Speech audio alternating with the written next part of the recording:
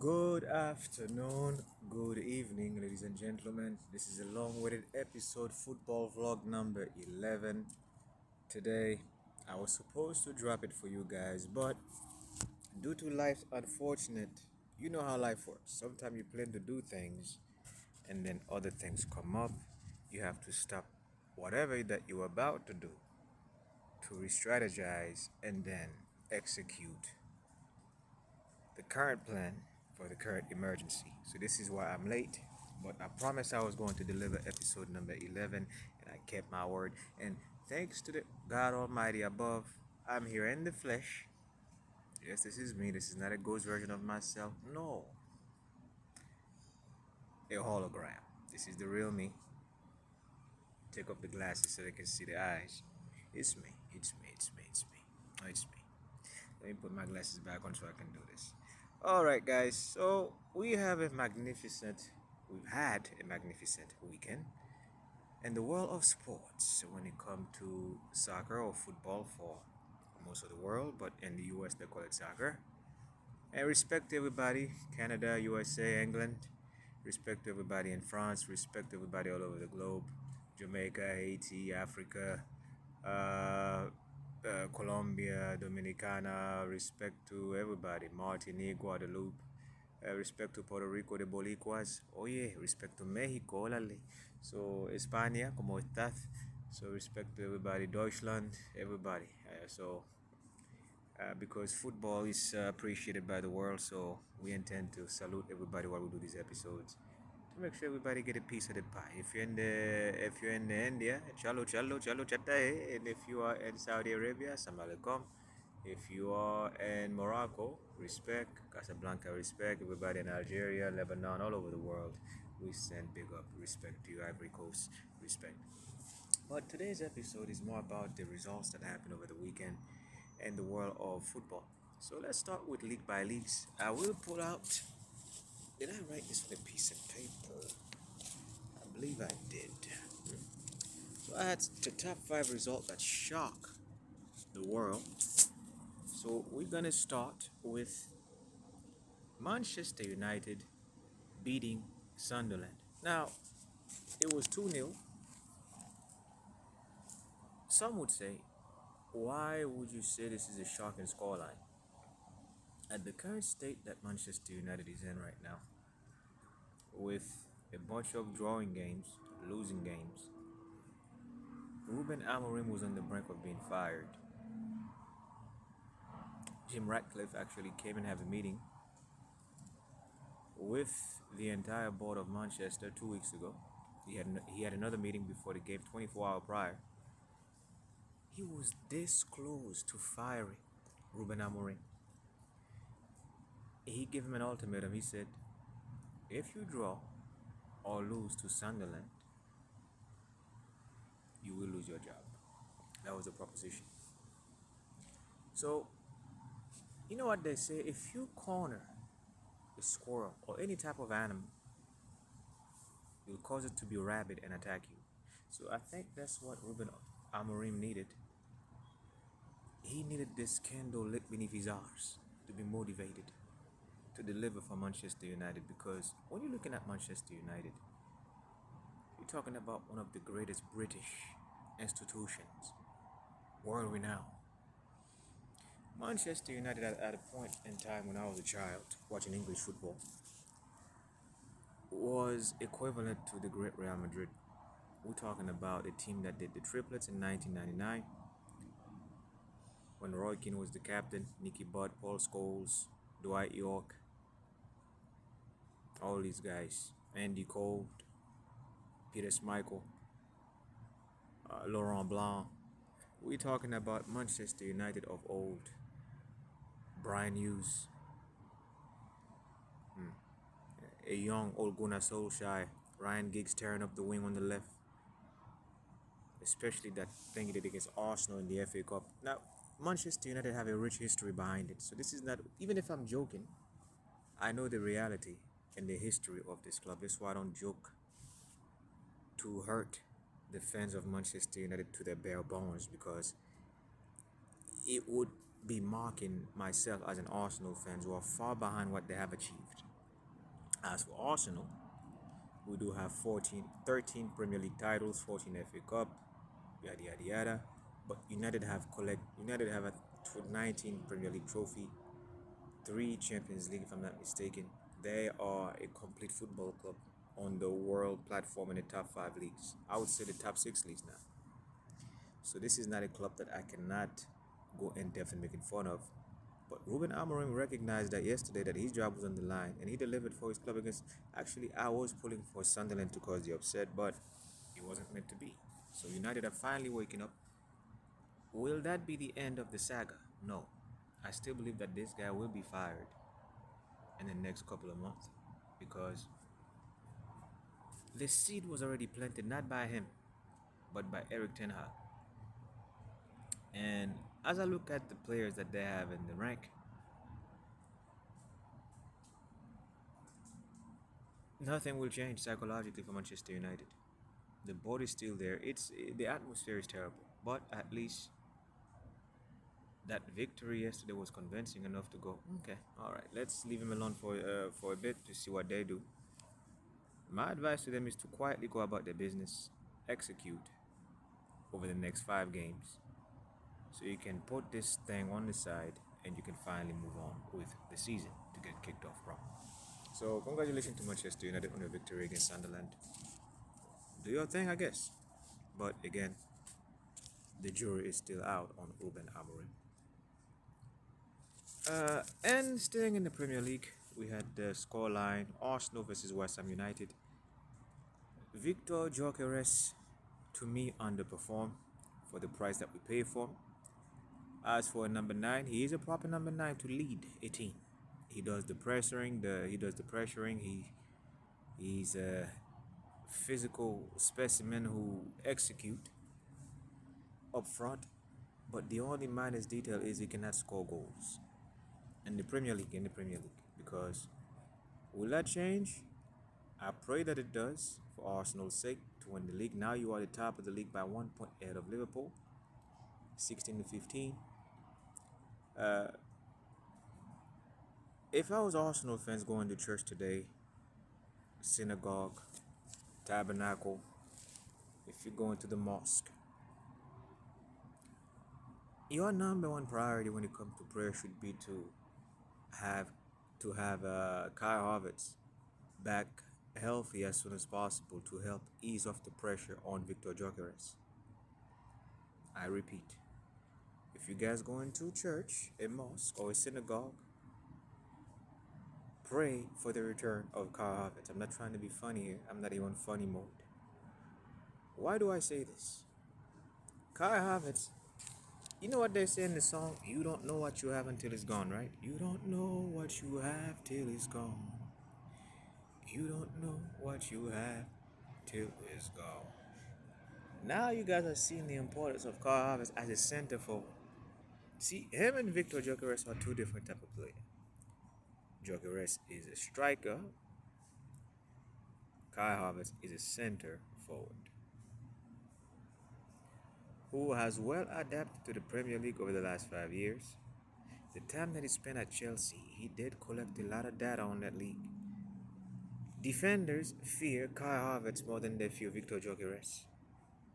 The only reason they fear Gyökeres is that in the blink of an eye, he can outmuscle a defender and collect the ball up front and redistribute it to a playmaker like Eze or Odegaard who's injured. Kai Havertz, I don't know if you guys pay attention over the last 2 years, watching how he progressed under Mikel Arteta's tutelage.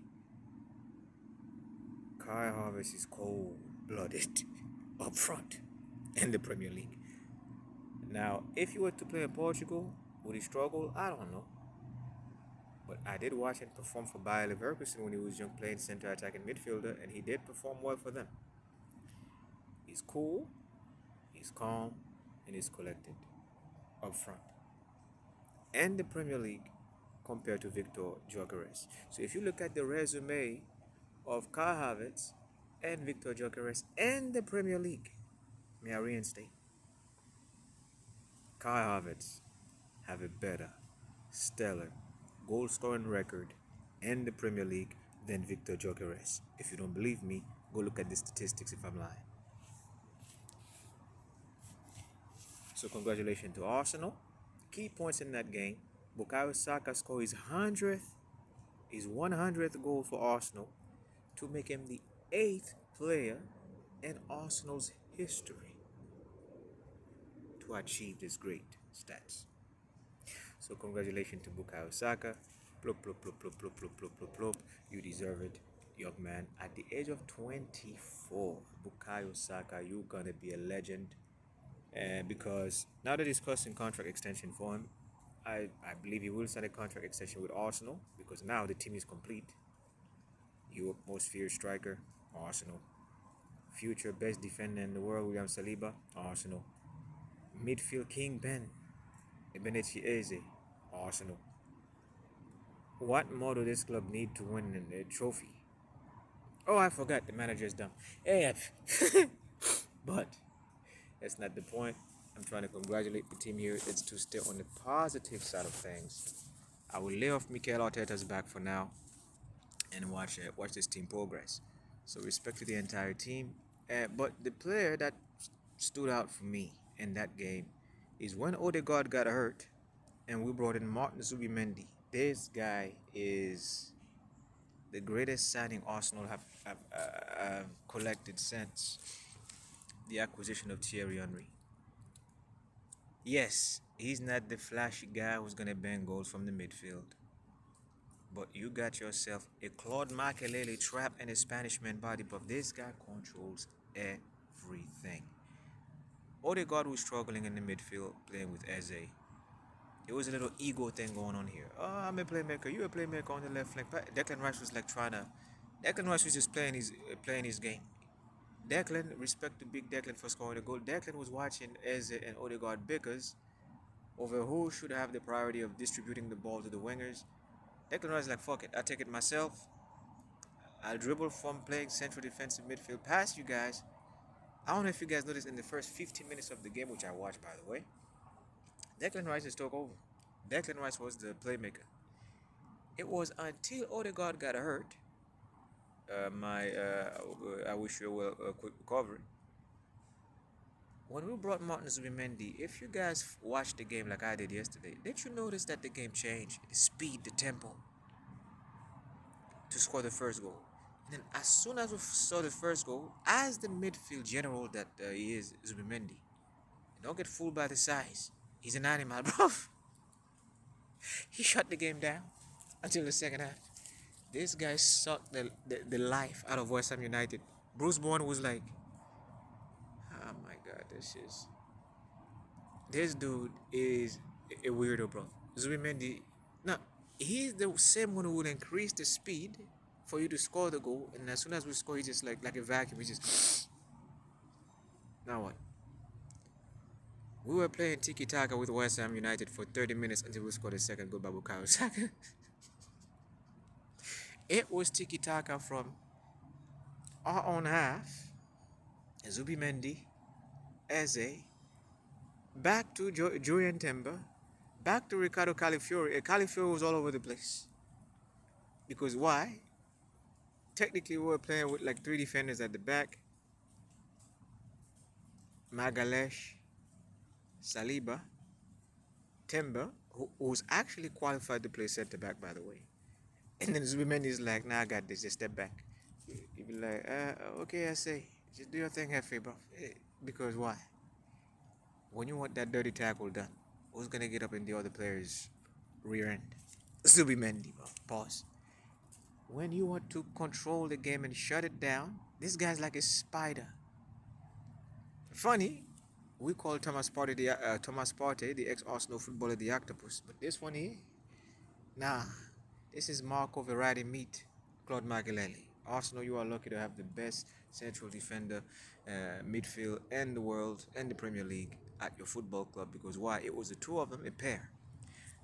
It was Rodrigo at Manchester City, and it was this guy, and they both played for the Spanish national football team. Now Rodrigo's been plagued by injury. He's done, basically. So Arsenal, congratulations for having the best central defensive midfield. Congratulations. And moving on to the other scoreline, well, the most famous one in the Premier League yesterday was Chelsea beating Liverpool 2-1, and this was magnificent. Moses Caicedo, pat yourself on the back. What a way to score against Chashivli. I don't know the goalkeeper's name at Liverpool who plays Allison, but this young man stretched for that football like Moses Caicedo said, "There is no way you catching that one. There is no way you." I'm about to put every bang that I have in my being behind that. The way he struck that football, I don't care if you were Yashin, you were not catching this one, bro. And then the way they shut Mohamed Salah down was a thing of beauty. So congratulations to Chelsea for handling that game for us. And I would like to give a big shout out to the Brazilian Mr. Estevao and the 96 point something second minutes. The way he positioned himself to just finish that one was just stone cold. So Liverpool, eat your heart out. We are top of the league. We are top of the league. We are top of the league. I said we are top of the league. We are top of the league for now. Because after the international break, I expect things to change. It's Arsenal Football Club. I never get too hyped up about it. So I just congratulate us for making it to the top of the league again. Hopefully, let's say we can. Now, this is where I would like Victor Gyökeres to transform. Now you are top of the league. The pressure's all on you. I'm going to see how they react over the next 5 games. I'm really going to pay attention to see how they react over the next 5 games. Now moving on to the Turkish league, Galatasaray, disappointing result. Disciplinary issue caused the player to get a red card, and for Galatasaray to draw Besiktas 1-1. So, bad result. Fenerbahce is playing today. I'll be watching that. So if you guys watch the Turkish league, don't forget that Fenerbahce is playing today, and I believe the team they are playing against. One second. It will be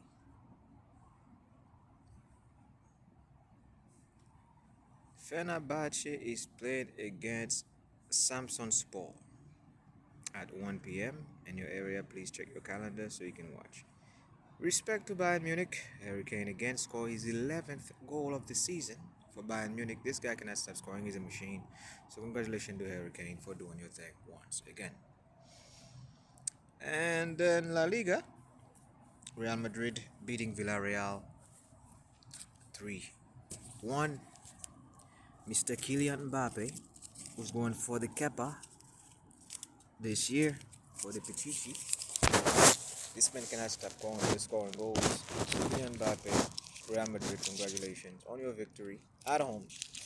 Congratulations to Vinicius for scoring the brace. Magnificent brace by Vinicius. So congratulations. And if you get to my scoreline, well, since we're here to talk about it, let's talk about it. Barcelona, before I close this vlog, 10th only for football. If you like American football, I will do a show after that, like separately for that. I will do a report for that separately for college football. And Barcelona right now, I got to admit that we are in trouble. We are short on players, a lot of injuries, and I believe that the success that we've achieved last year has finally caught up to us. We got a bit comfortable. For a club that is in a financial bind, after we won La Liga last season, did the triple, we got into over our head. See, there is a reason why the elders always say, do not let success get into your head. Learn to master the art of humility when you are successful. Learn not to be sucked in and to boasting too much and to peacocking your feathers too much and to bragging and showing the world and getting sucked into this marketing thing that's going on right now in the football scene. We achieved great things last season. with the exception of winning the Champions League. And then we went on this marketing thing where all these Hollywood stars started to come visit us, like Travis Scott, all these guys. Basically, Hollywood descended upon Catalonia,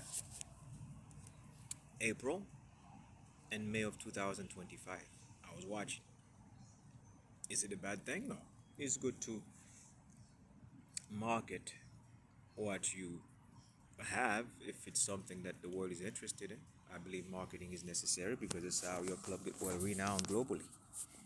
However, when you're in the process of trying to achieve greatness, which can stall and be delayed based on how you appreciate or how you handle.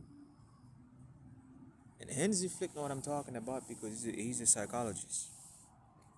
He actually studied psychology before he coached football. So Hansi Flick is not stupid. He's trying, but some of the players are a bit too. I'm not gonna criticize them because they're my players. I love my Barcelona. I'm not gonna sit here and criticize them. It's just that we've slacked off. We've put everything on the shoulder of Lamine Yamal, a child, because everything has become a Lamine Yamal thing, which is not bad. But the thing is, when you over rely on one unit, there is a domino effect when that unit is not there, and the chips will fall one by one by one. Pedri, the second, if not the best playmaker midfield in the world. He cannot do it by himself. Look at Vitinha at PSG. PSG is the world #1 football club right now. Do you think Vitinha does all this by himself? No, it's a collectivity. Paris Saint-Germain's mindset is very simple. If you ask them, what did you win last year? They were like, last year is last year. This is a new season. We didn't win shit. That's the way they think at PSG. And that's the way I want Barcelona to think. Because right now, as it look in the La Liga, Real Madrid is winning this league this year. Members of my family, my brother, will be bragging, inshallah, in May 2026 when his club left La Liga, perhaps the Champions League as well, I don't know. But Real Madrid is hunting right now, and they're strong. I'm not afraid to say it is what it is, it's the truth. Even if you're a hardcore Barcelona fan, you will be like, oh, don't be talking good about Real Madrid. I love football. Being an Arsenal fan for 23 years, my childhood club, make me appreciate other football clubs that are about business. The Bayern Munich of the world, the Real Madrid, the Barcelona of the world, the the PSGs, the Inter Milan, teams that are Napoli that are pushing to achieve greatness. Arsenal slacked off, and for 23 years we have seen it. What I would like out of Barcelona, well, the new version of Barcelona, is we need to create a defensive, because the problem is with the defense. Midfield, we are stacked. Up front, we are stacked. But our defense, every game we have to go. Are we going to begin with Eric Garcia? Are we going to begin with Christensen? Are we going to begin with Arroyo, who's captain when he plays? Are we going to start with Kubasi? Always starts. So in other words, you put the pressure on Lamine Yamal up front, and you put the pressure on young Kubasi. And Kubasi is only 19 years old. Yamal is only 18 years old. We cannot rely on the youth. We need to sign some monsters in January or next summer. Defensively, I recommended on the Barcelona fan page that we sign Mark Guehi from Crystal Palace, but it seems that Liverpool will come back for him in January, so we won't be able to sign a player of such caliber. The reason I like this guy is because he's calm and collected, and he would aid Kubasi in his growth. Pause. Some might take this the wrong way when I say it like that. I repeat, Maguire is certainly one of the best defenders in the world who plays for the English national team with Cote d'Ivoire or Ivory Coast's roots. He's one of mine on my father's side. He reminds me of a young Rio Ferdinand in respect to the big dog for Manchester United, from Leeds United. Big Rio, in respect to the Ferdinand family.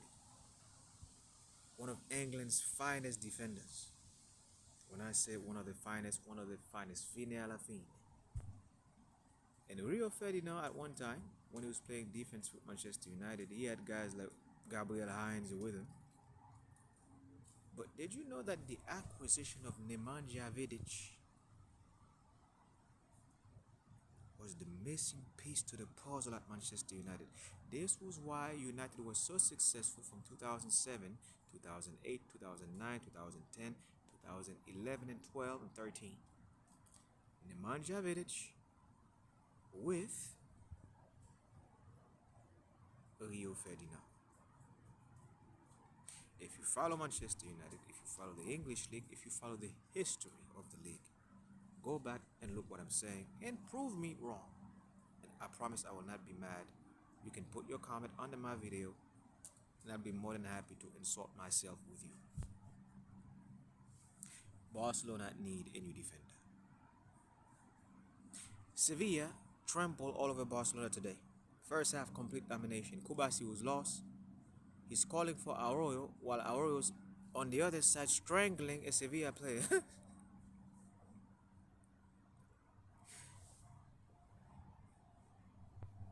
I watched the game. Kubasi got lost. I did not. I thought we were gonna recover from what we took from PSG on Wednesday. The beating we took from Paris Saint-Germain. I was like, okay, you know what? This was one off. We made a few mistakes in that game. We lost 2-1 against PSG. PSG is the defending reigning champion of the world. Let this one slide. We came to Sevilla with that same arrogance. We're the best team in La Liga. We won the treble last year. We're gonna psychologically overpower Sevilla. No. Sevilla just bought Alexis Sanchez from free agency. Remember that guy that used to play for Arsenal? Alexis Sanchez. Oh, Alexis Sanchez, baby. He's playing for Sevilla. We were smothered by Isak. Not Alexander Isak. There's an Isak. ISAAC at Sevilla. Vargas and Alexis Sanchez up front. Completely outclassed by them. As the defending champion of La Liga that we are. Kubasi was lost. And Aorio was too busy WWE body slamming strikers up front, causing the first goal. Give away a penalty to Sevilla. 1-0.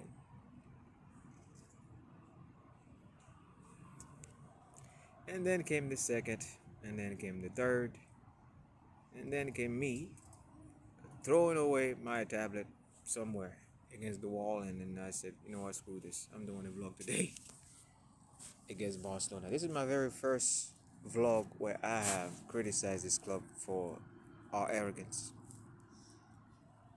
When you are successful, the wise man won't say you put your head down and go about your business. When you're doing bad, you psychologically do the opposite. Right now, we need to acknowledge that we are not at the same level at Real Madrid right now, in this very month of October. We need to step it up, and we need to start planning on buying a defender in January. I don't know if it's going to be Bastoni from Inter Milan, Guehi from Crystal Palace, Upamecano from Bayern Munich, if they are willing to sell for under £56 million. So this was the football report. Coolers and Culecitas, we had a bad week. We will bounce back from this because we are Barcelona. Make no mistake, we will bounce back from this. It's just one of those you just take on the chin like, and keep it moving. And I wish Lamine Yamal a quick recovery from his groin injury.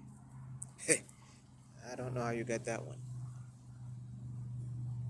I wish I wish a good quick recovery to Gavi.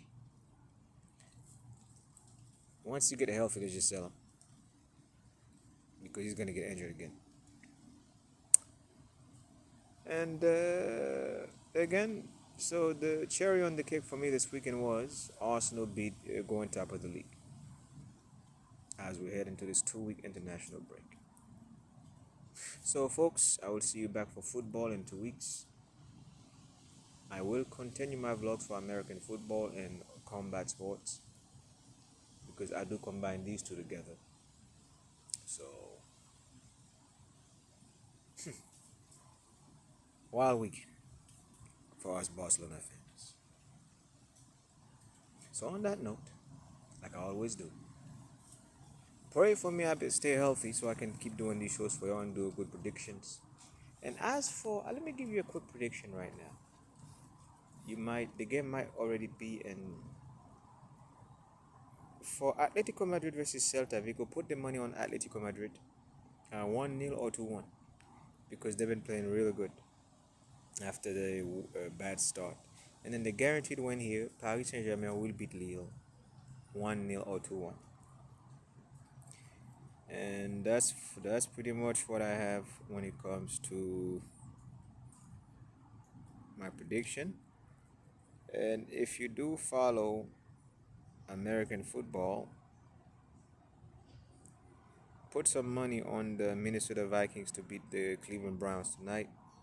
Go with the Vikings -3 by a field goal, -2 to win. And then on Monday night, you have the Chiefs traveling to Jacksonville to play the Jaguars. Avoid this one. Oh, it's the Chiefs.